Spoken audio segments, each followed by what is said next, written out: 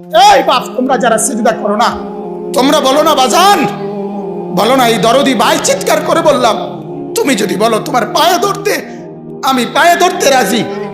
তুমি যদি বলো তোমারে জড়িয়ে ধরে কাঁদতে, আমি কাঁদতে রাজি। তুমি বলো কেন আল্লাহর সাথে রাগ করলা? কেন আল্লাহর সাথে রাগ করলা? কেন আল্লাহর সাথে নারাজ হইলা? কেন সিজদা কপালে জুটলো না?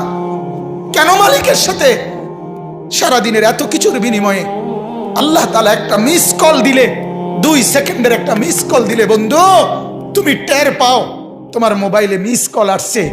এত বড় মসজিদে 6টা মাইকের হরন দিয়া আল্লাহু আকবার বলে তোমারে ডাক দেয়, তোমার একটা বারও কানে লাগে না, বিবেকে লাগে না।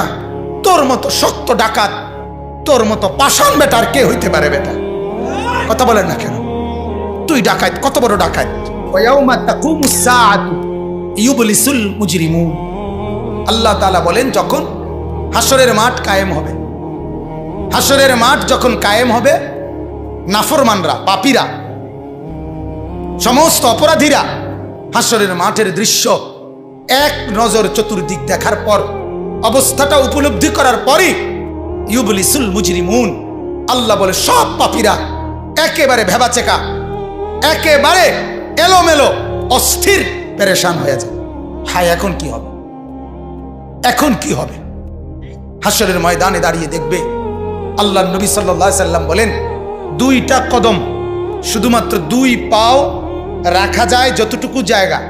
আল্লাহ রাসূল সাল্লাল্লাহু আলাইহি সাল্লাম বলেন একজন মানুষ হাসরের ময়দানে শুধু এতটুকু জায়গায় বরাদ্দ পাবে।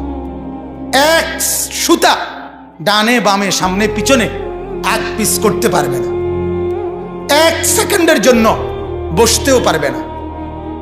আল্লাহ তাআলা কোরআনুল কারীমের মধ্যে বলছে ইয়াউমা ইয়াকুমুন নাস লিরাব্বিল আলামিন, রব্বুল আলামিনের সামনে সবগুলো মানুষ দাঁড়িয়ে থাকবে, দাঁড়ানো দাঁড়ানো দাঁড়ানো থাকবে, দাঁড়িয়েই থাকবে।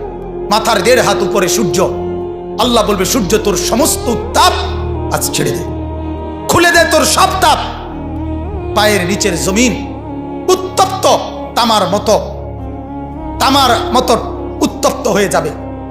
এরপরে আল্লাহ পাক রব্বুল আলামিন ফেরেশতাদেরকে দিয়ে জাহান্নামকে, কোরআনের স্পষ্ট আয়াত ওয়াজিআ ইয়াউমা ইদিম বিজাহান্নাম, হাসরের ময়দানে এরকম পাশে জাহান্নামকে ফেরেশতারা টেনে আনবে। 70,000 শিকল হাদিসের মধ্যে আছে জাহান্নামের মধ্যে লাগাবে। প্রতি শিকলের মধ্যে 70,000 কড়া থাকবে। কড়া, কড়া বোঝেন তো, যেটা লাগায় লাগায় কি বানায়? শিকল বানায়। 70,000 শিকল, 70,000 কড়া প্রতি শিকলে। প্রত্যেক কড়ার মধ্যে 70,000 ফেরেশতা ধরা থাকবে। তাহলে কত কোটি ফেরেশতা? হিসাব বুঝছেন? 70,000 শিকল, 70,000 করে প্রত্যেক শিকলের কড়া, প্রত্যেক কড়ার মধ্যে ধরবে 70,000 ফেরেশতা।